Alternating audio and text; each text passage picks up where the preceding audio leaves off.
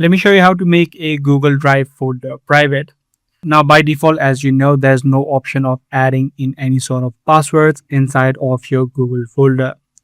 What you can simply do inside of Google Drive is you can remove access, add in access, or just change the access of the person to editor, commenter, or viewer.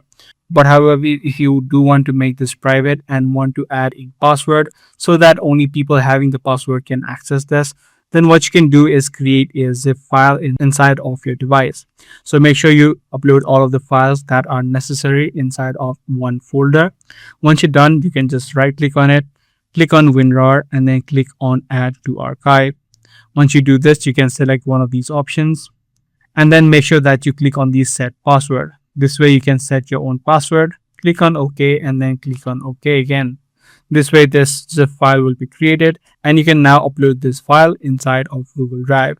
This way the people only having the access or having the password will only be able to access this file. As you can see, whenever someone tries to open this, it first of all asks for the password. So if someone does not have access to the password, they will not be able to access or view this folder in general.